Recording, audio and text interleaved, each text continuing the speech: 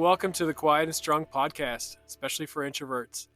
I'm your host, David Hall, and the creator of quietandstrong.com. It's a weekly podcast dedicated to understanding the strengths and needs of introverts. Introversion is not something to fix, but to be embraced. Normally, we'll air each episode on a Monday. Be sure to subscribe on your favorite platform. Leave a review, tell a friend, help get the word out there. In my time, I've come across so many introverts that at one time or another thought they were broken.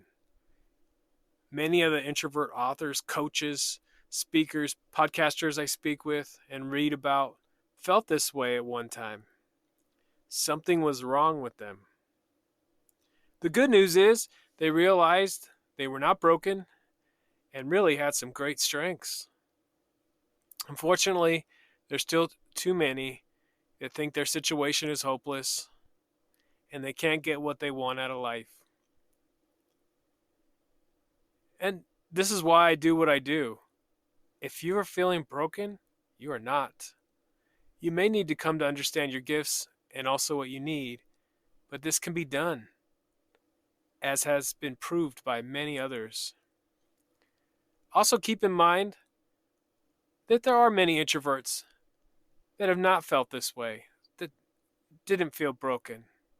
But one way or another, we can all benefit from learning from other introverts about their secrets and strategies for success, happiness, energy, and peace.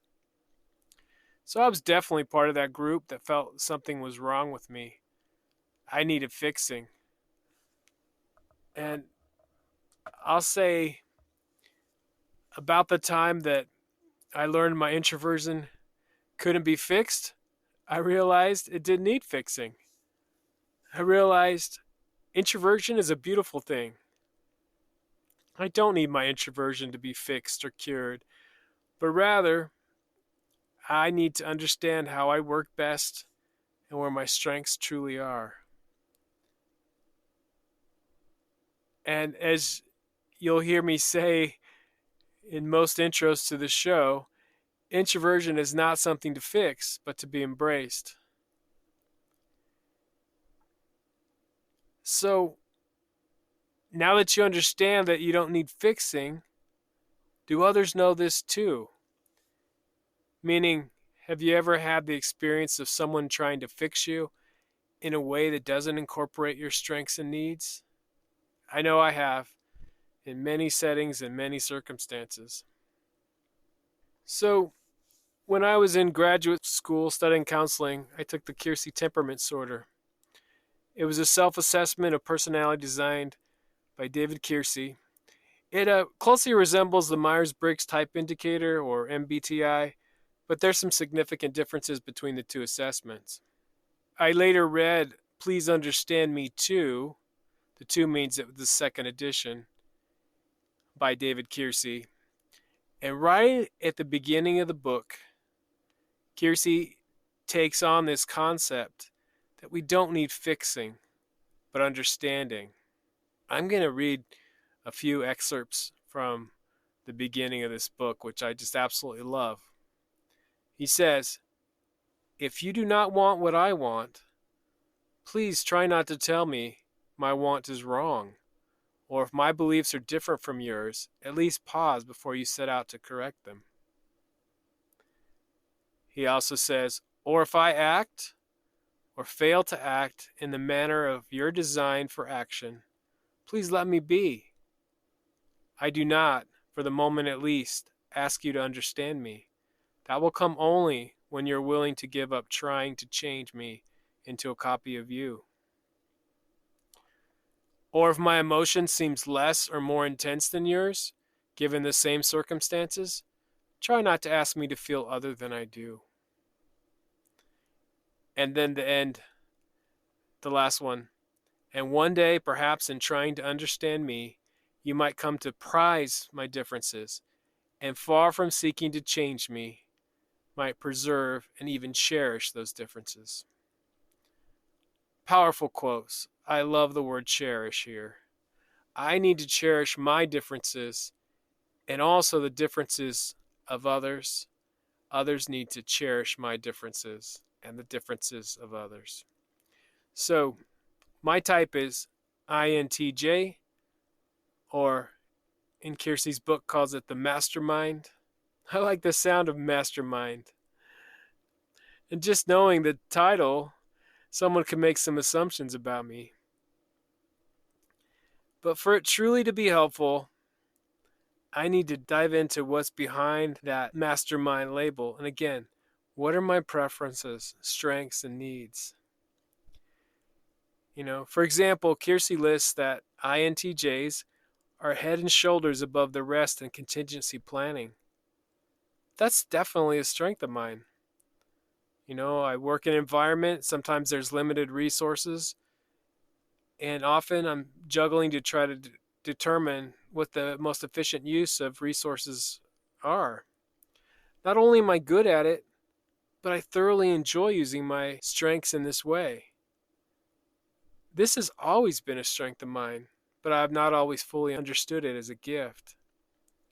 Also, it's important for me to know that I need to contribute in this way. I need to be recognized by others at being good at this, because I know it can be frustrating for people who may not see the big picture in the way that I do.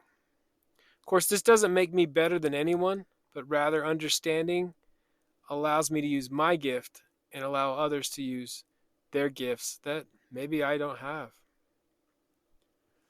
By understanding what INTJ means, I may also identify my weaknesses or blind spots.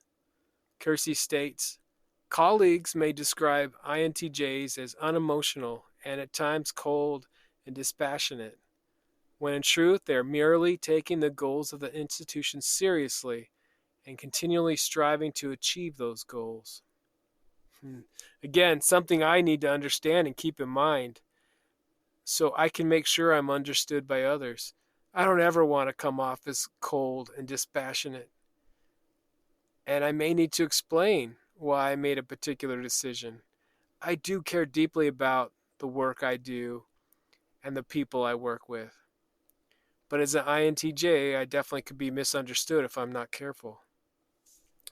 As we read information like this about our own personality, we need to validate if it's true for us.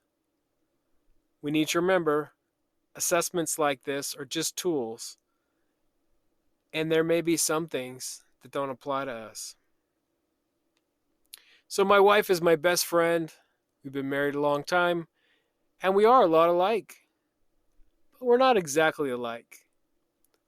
Again, I need to prize and cherish her differences as she does mine. She has some amazing gifts and strengths, but they're not exactly like mine. I think we've learned this about each other over the years. There are some things that we're going to approach in different ways, and that's great. If we were constantly trying to change or fix each other, we probably wouldn't be as happy as we are. She's a brilliant marketer and loves to help others with their marketing plans and goals, including me. I watch her come alive as she uses her gifts. Not my gifts, but hers. Did I mention she's amazing?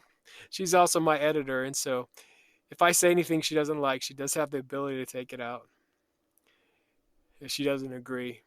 She is amazing. So, have you had the experience of someone trying to fix you? Hopefully, you've had the experience of being seen for who you are. If things are not ideal, they absolutely can get better. And that starts with you gaining a self-awareness. And as you're more self-aware, you can work to use your gifts and help people around you understand your gifts and your needs. So an instrument like the Kiersey Temperament Sorter or the Myers-Briggs Type Indicator, MBTI, or some people just say Myers-Briggs, can be very helpful. Again, we need to remember these assessments are just tools, and there may be some things that don't apply to us. The assessments don't make us who we are, but they do give us some things to think about. We're all individuals, but these tools can help us see similarities we may have with others and some strategies for success. And even without an assessment, you can pay attention to those things that strengthen you each day and work towards incorporating more activities that strengthen you. Many years ago, I read Now Discover Your Strengths by Marcus Buckingham and Donald Clifton. It came with the Strengths Finder profile, 34 distinct talents or themes. And the purpose of Strengths Finder is it gives you your top 5 strengths, so to speak. And that's where your focus should be, what your strengths are, and not so much on your weaknesses. And as Marcus Buckingham said, you grow most in your areas of greatest strength. You will improve the most, be the most creative, be the most inquisitive, and bounce back the fastest in those areas where you have already shown some natural advantage over everyone else, your strengths. This doesn't mean you should ignore your weaknesses. It just means you'll grow most where you're already strong. That's the key. You're going to grow exponentially in the areas where you're strong. We all have to deal with our weaknesses, but the focus should be on our strengths. So I became certified in giving this training. It's now called Clifton Strengths. And I found that using the Myers-Briggs and also Clifton Strengths together can be very helpful to get at some different strengths. I'll review my top 5 for Clifton Strengths, and I'll give some brief explanations if you're not familiar with it. I'll also review some gifts of others that I don't have, or at least not in the same way. So my top 5 is connectedness. I do believe that we're all connected, and I see connections and patterns everywhere with people and things. My other is learner. I'm always learning, and I'm always working to improve. Analytical. I look for reasons and causes. I'm able to see all the factors in a situation. Ideation is my 4th. My ideas never stop. And I really thrive on coming up with new and original thoughts. Intellection. Again, introversion is not called out in this assessment, but intellection is a strength where I am very introspective and I look for intellectual discussions. And I think that's part of being an introvert. These are strengths of mine, and I didn't always understand that. Looking back, they've always been strengths. But, there's many times in my life where I didn't fully utilize them. I now know to be my best and to do meaningful work, I need to use them on a regular basis. So, being both a participant first and then a trainer, I learned much from hearing others describe their strengths. One such experience, I was sitting in a group with someone that had empathy in their top 5. According to Clifton Strengths, here's the description for someone high in empathy. You can sense the emotions of those around you. You can feel what they're feeling as though their feelings are your own. Intuitively, you're able to see the world through their eyes and share their perspective. As she spoke, I realized she had a gift that I naturally did not. Why? I don't know. I realized I don't feel others' feelings naturally as she does. And on this assessment, empathy described in this way was at the bottom of my list. Now, before you judge me, I know you are, I do care deeply about others. As in my strengths for connectedness, I see that we're all connected. But instead of feeling, I use my gifts to imagine or put myself into another's shoes to try to get a sense of what they're going through. And no amount of fixing would change the different ways that we empathize with people. This person is going to naturally sense the feelings of others, and I'm going to use my imagination as I care for people. Neither is right or wrong, but I need to understand how I do this and how someone else might be different. There are many more strengths. The focus is on the top 5, but it's possible to get all 34. At the bottom of my list, along with empathy, is something called WOO, WOO. WOO stands for winning others over. You enjoy the challenge of meeting new people and getting them to like you. Strangers are rarely intimidating to you. So this sounds kind of like extrovert to me. You know, as an introvert, I do win people over, but it's probably more gradual than it would be for someone who has this strength called woo. And I don't need to be jealous, but I just need to understand how I best go about things. There are many others, again, there's 34 altogether, such as someone with the gift of or strength of communication is maybe a gifted storyteller, or the maximizer has a great gift for seeing how things can be their very best, or the activator must get things done and must get things going right away, and many others. Again, it's something that I highly recommend. Working in a group setting can be very beneficial by hearing other people describe their strengths, but also having you articulate your strengths to somebody else. Or maybe it might be helpful to work with a coach. I've had some amazing coaches and therapists on this show, and I've been inspired by them, and I would be coached by any of them. I did have a fantastic experience as I was involved in this strengths quest, now Clifton Strengths work. I had a coach for a few sessions, and this coach really saw me for who I was. And she helped me talk about the strengths and gifts that I have. She was not trying to fix me. That's what we need as humans, to be seen and understood, not fixed. Even if you're not a coach, you can bring this to those in your life, whether you're a supervisor, a parent, co-worker, a spouse or partner, or many other relationships. The experience of I see you from another is magical. It's inspiring. It's powerful. Of course, this doesn't mean that we can't get better. But again, we improve by leaps and bounds when we are getting better by understanding ourselves and not trying to be someone that we're not, or not trying to force or coerce someone into being something they're not.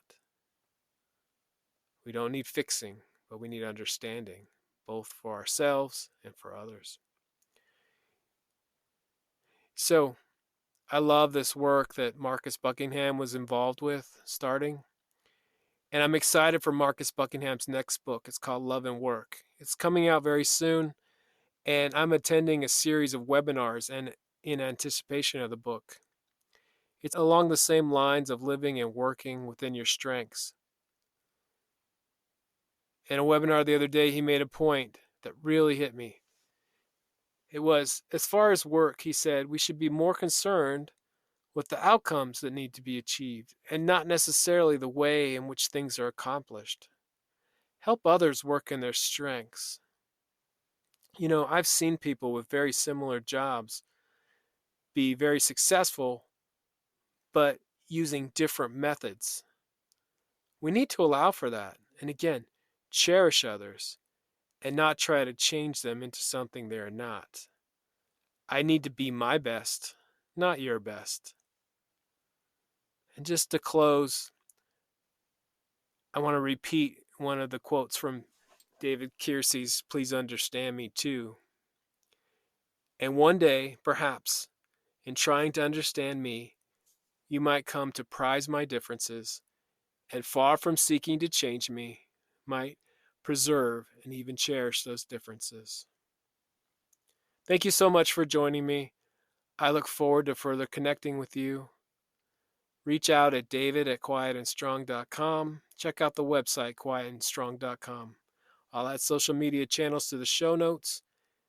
Send me topics or guests you'd like to see on the show. There's so many great things about being an introvert. We need those to be understood. Get to know your introverted strengths and needs and be strong.